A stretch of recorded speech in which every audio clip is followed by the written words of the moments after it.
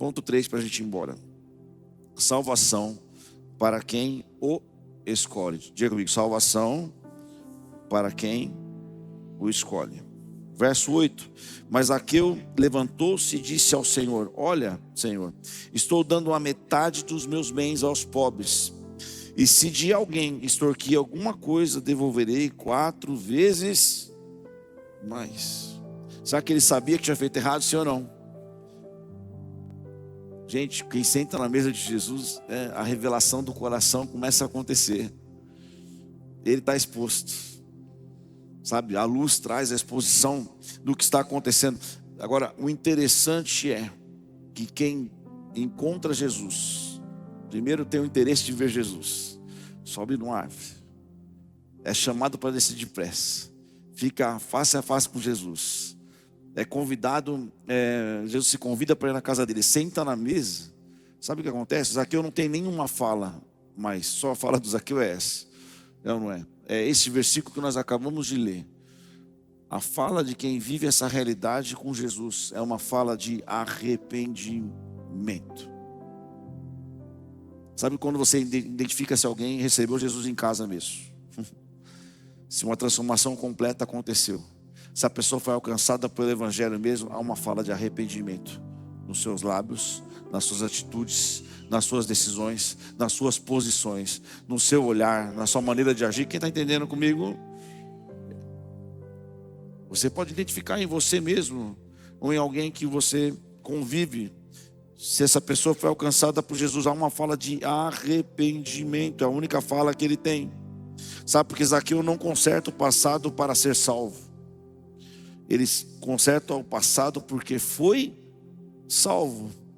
Quem foi salvo começa a consertar o passado, começa a mudar as decisões, começa a entender que aquilo não faz parte da vida dele, que certas situações passam longe da sua história, daquilo que Jesus planejou sobre a sua vida, porque uma graça que salva, mas não transforma, é incompleta. Diga assim, porque uma graça que salva, mas não transforma, é incompleta. Amém?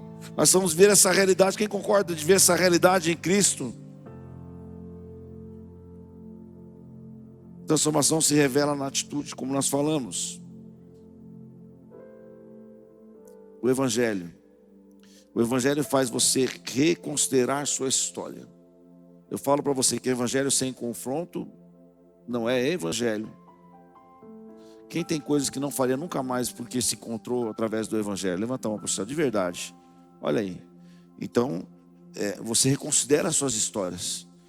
Você reconsidera as suas atitudes. O Evangelho tem o poder de mudar a sua direção. Quem mudou a sua direção depois que encontrou o Evangelho, gente? Levanta a mão do céu aí. Amém ou não? Sim ou não? Evangelho, consequentemente, o Evangelho ele muda o nosso destino. Já não é o mesmo.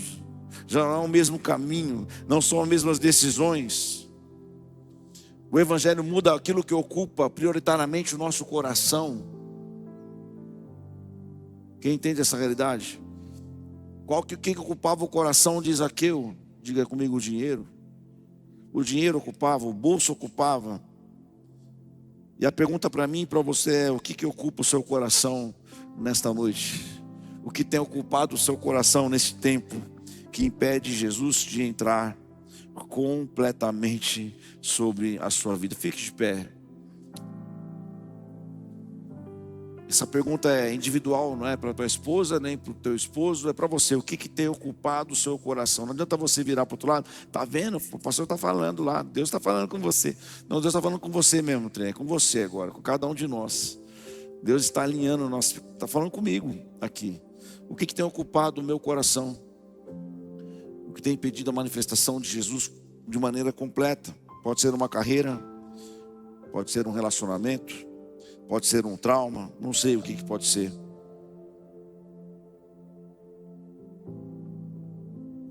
Eu vejo que, muito provavelmente, Zaqueu não saiu ganhando financeiramente quando encontrou Jesus.